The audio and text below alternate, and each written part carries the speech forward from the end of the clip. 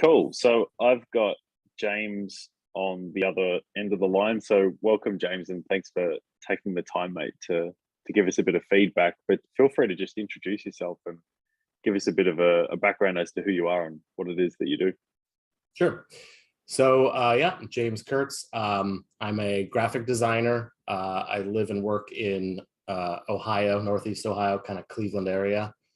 So yeah, my background's in graphic design. I worked in corporate for about 10 years at two different companies. I worked for a company called Newell Rubbermaid, and I worked on the Little Tykes brand. And then I worked for a company called TTI Floor Care, and I worked on the Hoover Vacuums brand, doing packaging for both of them. And then struck it out on my own, started kind of like a freelance thing, and grew my business slowly but surely from like 2008 until right before the pandemic.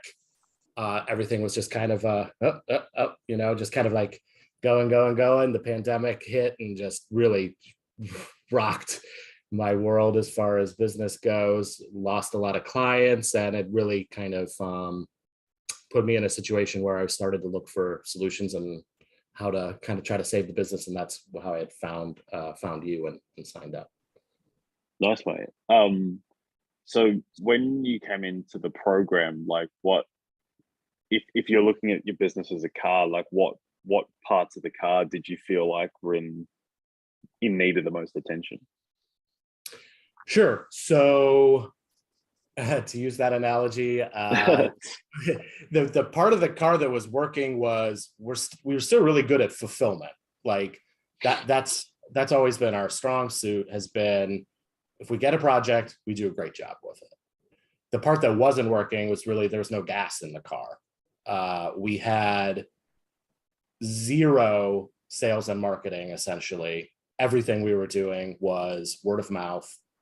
Everything was referral or repeat business. We had not only did we not have a sales process, we didn't even know what to do when it came to sale. We didn't even know how to outreach. We didn't know anything. It was really, an empty gas tank. Got it.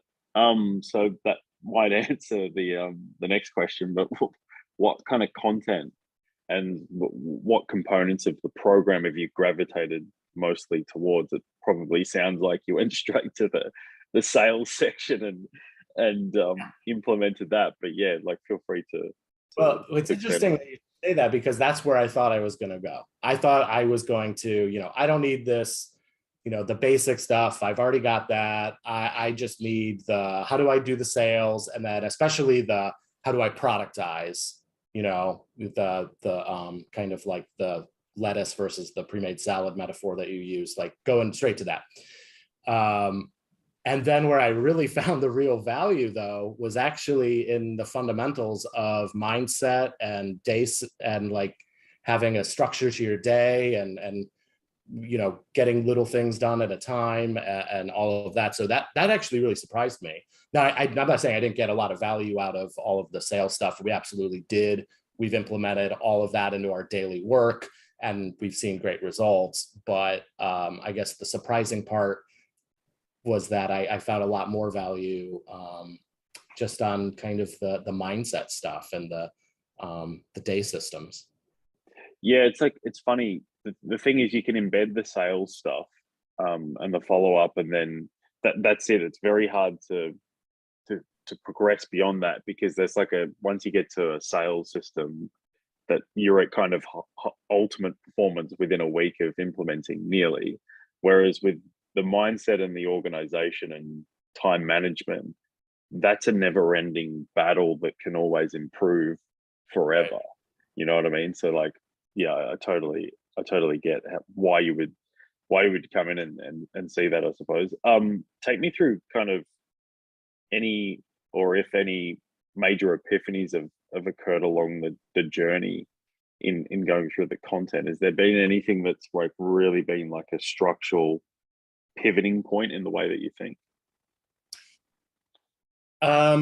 Yeah, I'd say the biggest epiphany is that when you're going into the open marketplace, people don't really care about design.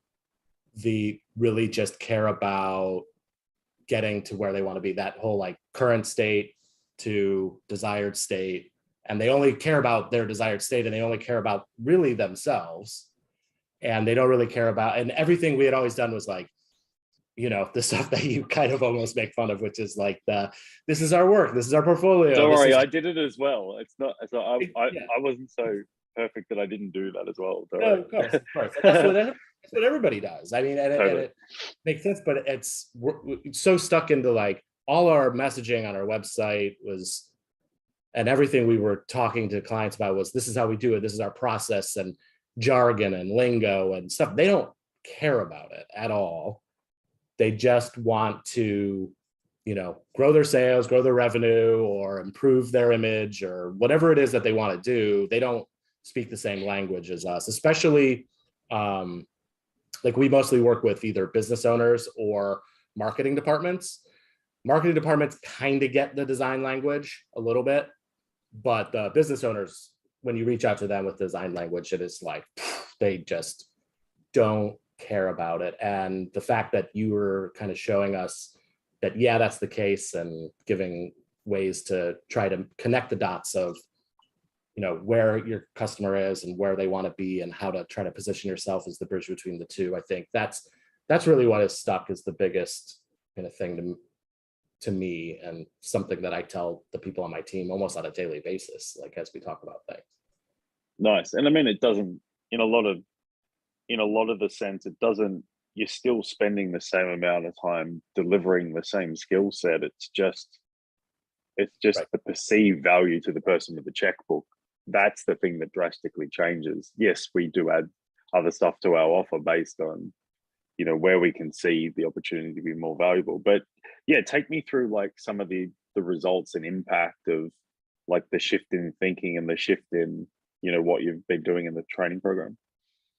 The biggest thing for us is we had no tracking, we had no numbers.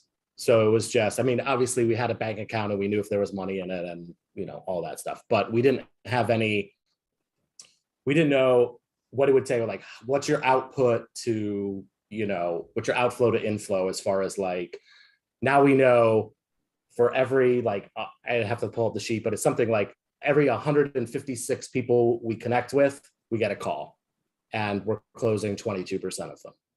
Like, so now we know that. It's amazing, which is amazing. And that was kind of when things did fall apart. That was kind of what I was seeking. I was like, I know that there's a funnel we need to shake things into, and it's gonna, shake it out. And we need to know, how much do we put in here to get whatever's drifting out?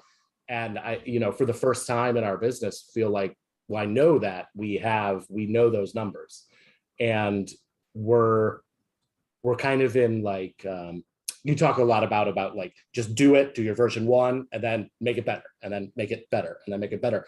And I feel like we're kind of right now into the like, okay, we know what it's doing now. We've got those base numbers. Now let's improve it. Like, how can we make it better? How can we track the numbers better? Or how can we, improve the different conversion rates? And how can we continue? Whereas before it was just blind. We're just going totally blind. Well, we were really doing nothing, but even if we were doing minimal kind of contacting this company here and there, there was no tracking, there was no rhyme or reason to it. We had no idea what it would do. And now we know not only how many people we put into the top, what's going to come out the bottom, but even, what revenue that's going to generate, and we've really only been doing it for 6 months, and we've already been able to capture those numbers, and are now able to use those numbers in the rear view to start to project forward as well, which is really, it's really made me feel a lot more confident in our business and in the stability of our business. Previous to knowing that, like I said before, I talked a lot of, word of mouth referral, but really about 70 to 80% of our business were 2 clients, and they just kept going. And so it was kind of like, oh, cool. As long as they're around, we're good. And then, they pull out and you're like, oh my gosh, now what's going to happen? and you're panicking. But now I feel confident. It's like, hey, if a client came and left, who cares? And if a sales call doesn't go well, who cares? We've got a bunch more on the calendar. It's taken a lot of the pressure off of needing that sale to happen or needing that client to stick around.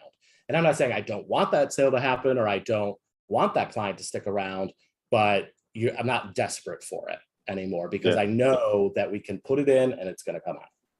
Nice. Yeah. The next step in that, I mean, what the new training program's about is it's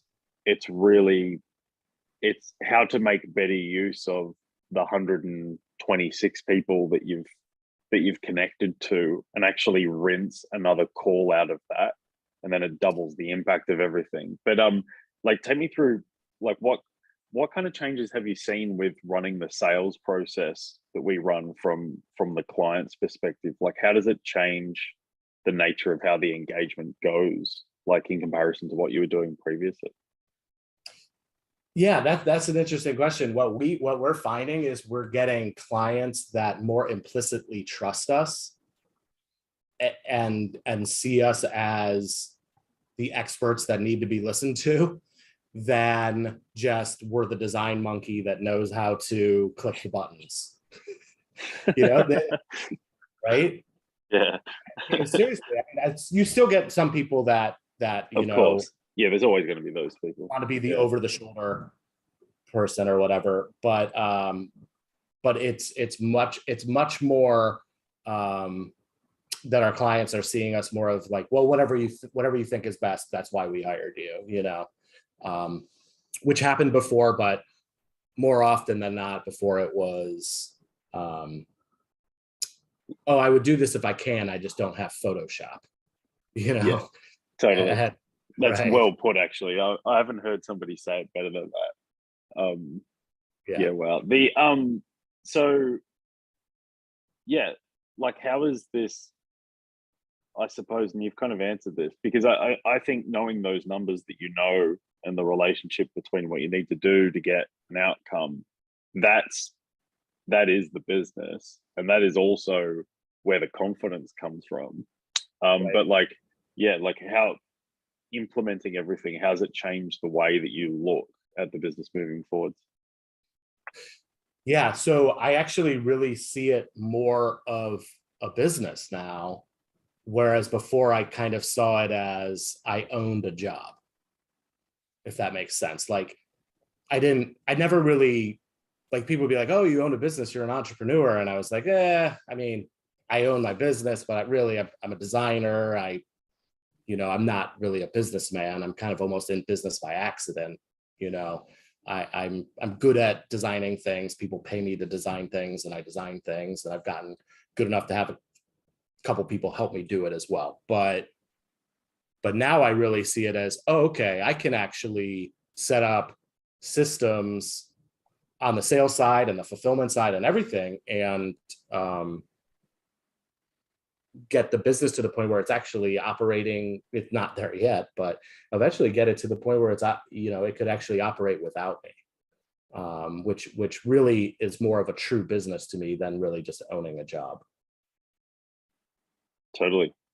Nice, mate. Well, yeah, thank you for taking the time to just take us through your thoughts and feedback on the program, and greatly appreciate, and have a lovely day. Yeah. Thanks, Patrick. I really appreciate everything you've helped us do. Awesome, mate. Okay. Take care.